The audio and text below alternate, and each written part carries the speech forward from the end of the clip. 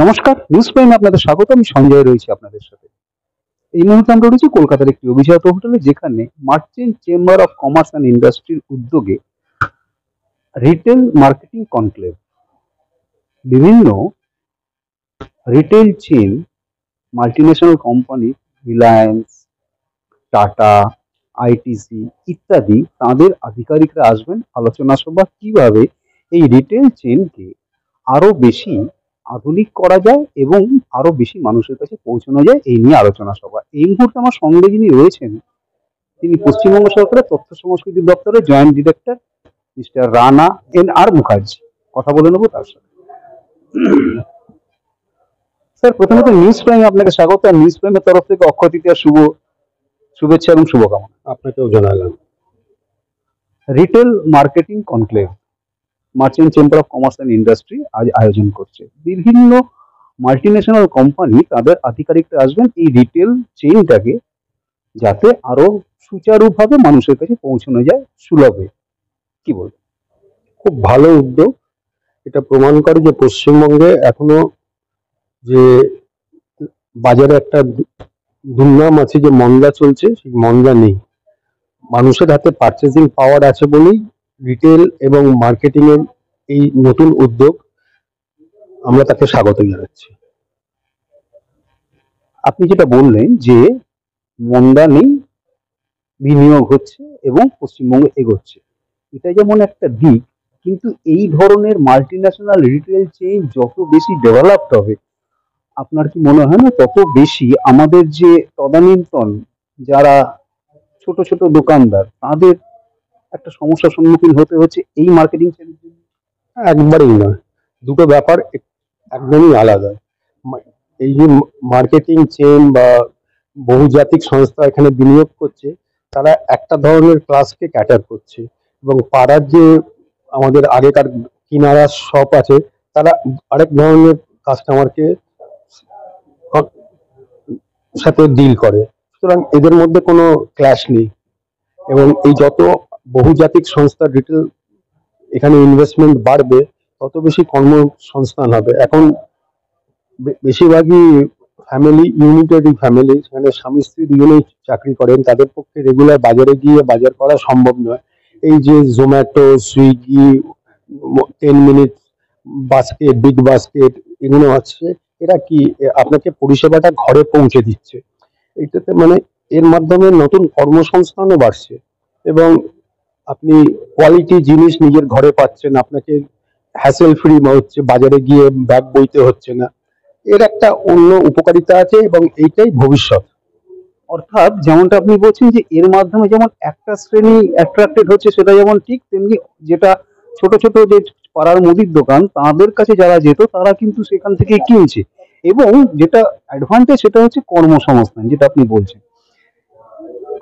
তাহলে আপনার কি মনে হয় এই যে মাল্টিন্যাশনাল কোম্পানি যারা আজকে এই কনক্লেভে আসবে, তারা যদি একে অপরের সাথে সহযোগিতার মাধ্যমে যদি আরো বেশি এখানে বিনিয়োগ করে, তাহলে কর্মসংস্থান কি আরো ত্বরান্বিত হবে না? না না, কম্পিটিশনটা থাকা দরকার। আমি কাকেই করতে বলছি না যে সবাই বড় বড় সংস্থা একসাথে হাত মিলিয়ে, তাহলে তারা মনোপলি হয়ে যাবে, তাতে বাজারের ক্ষতি হবে। কম্পিটিশন থাকা দরকার। কম্পিটিশন থাকলেই বিনিয়োগ বাড়বে এবং কর্মসংস্থানও বাড়বে, কারণ সবাই চাইবে যে আগে ডেলিভারি করতে, সবাই চাইবে বেটার জিনিসটা দিতে। আর এটা শুধু রিটেল মার্কেটিং নয়, এর সাথে ওয়্যার হাউসিং আছে, এর সাথে লজিস্টিক ম্যানেজমেন্ট আছে, এর সাথে প্রকিউরমেন্টের ব্যাপার আছে। এগুলো একটা চেন এর সাথে পরপর একে একে পরিপূরক। সুতরাং ওভারঅল দিক দিয়ে দেখতে গেলে যেটা দেখা যাচ্ছে, যে কর্মসংস্থানের একটা বিপুল সুযোগ এই সেক্টরে আছে। অর্থাৎ যেমনটা আহ, রানা বাবু জানাচ্ছেন যে কর্মসংস্থানের একটা বিষয় তো এখানে অবশ্যম্ভাবী জড়িত, কারণ আজকে দেখা যায় বিভিন্ন জায়গায় যে মলগুলো হয়, সেখানে কিন্তু বহু আমাদের এখানকার ছেলে মেয়েরাই কাজ করে। রানা বাবু, আমার শেষ প্রশ্ন, বর্তমানে ডিজিটাল মিডিয়া খুব অ্যাক্টিভ, সোশ্যাল মিডিয়া তো বটেই, ডিজিটাল মিডিয়াও খুব অ্যাক্টিভ। সেই অর্থে এই যে ডিজিটাল মিডিয়ার পদার্পণ, অর্থাৎ স্যাটেলাইট চ্যানেল যেগুলো ছিল তার সাথে ডিজিটাল মিডিয়ার পদার্পণ, এখানেও কি কিছু কর্মসংস্থানের সুযোগ আছে বলে আপনার মনে হয়? কর্মসংস্থান তো সব জায়গায় লাগবে, আপনি যে যে যাই করুন না কেন আপনাকে তো লোক লাগবে। এবং ডিজিটাল মিডিয়া কাছে আপনি বাড়িতে বসে সমস্ত ইনফরমেশন পেয়ে যাচ্ছেন। ডিজিটাল মিডিয়া আরো বাড়বে, বই কমবে না। কেন, এখানে everybody is a news maker. আগে আমরা একটা কোনো খবর পেতে গেলে একটা খবরের কাগজ বা একটা অল ইন্ডিয়া রেডিও বা বিবিসি কে ধরতে হতো। এখন পাড়ার লোকেও যদি পাড়ায় কোনো ইনসিডেন্ট ঘটে, সে তার সেলফোনের ছবি তুলে নিয়ে সেটাকে সার্কুলেট করে দিচ্ছে। সুতরাং news is more common to the common people. তথ্য সংস্কৃতি দপ্তরের জয়েন্ট ডিরেক্টর হিসেবে আপনার কি মনে হয় যে সরকারের উচিত এই যে ডিজিটাল মিডিয়া যেগুলো আছে, যেগুলো ভালোভাবে কাজ করে, তাদেরকে স্বীকৃতি দেওয়া? সরকার কি দিচ্ছে না আপনাকে কে বললো? না, না, আমি জিজ্ঞেস করছি। সরকার তো দিয়েছে। সরকার তো ডিজিটাল মিডিয়াতে বিজ্ঞাপনও দিচ্ছে। রাজ্য সরকার সব রকম ভাবে সহযোগিতা করছে এই সমস্ত মিডিয়া বা যেখানে কর্মসংস্থানের স্কোপ আছে সেগুলোকে সাপোর্ট করার।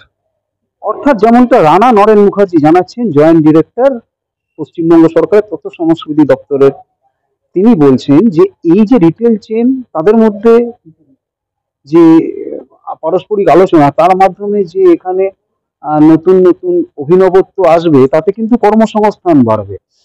কিন্তু তাদের মধ্যে একটা প্রতিদ্বন্দ্বিতা থাকা দরকার, যাতে মান নিচে নেমে না যায় এবং সুলভ মূল্যে মানুষ ক্রয় করতে পারে, সেই সঙ্গে কর্মসংস্থান হয়। এবং এটাও জানাচ্ছেন যে ডিজিটাল মিডিয়া আজকের যুগে যেভাবে এগোচ্ছে, তাতে সরকার কিন্তু সব রকম সহযোগিতা করতে প্রস্তুত, শুধু সঠিক তথ্য পরিবেশন করতে হবে এবং কর্মসংস্থানের দিকে খেয়াল রাখতে হবে। এবং সরকারি সহযোগিতায় যদি সঠিক পথে আবেদন করা যায়, সরকার সহযোগিতা করতে এক পায়ে দাঁড়িয়ে, এমনটাই জানাচ্ছেন পশ্চিমবঙ্গ সরকারের তথ্য সংস্কৃতি দপ্তরের joint director Rana Naren Mukherjee. Video journalist নীরার সাথে নিউজ প্রাইমের জন্য সঞ্জয় সাহা, কলকাতা।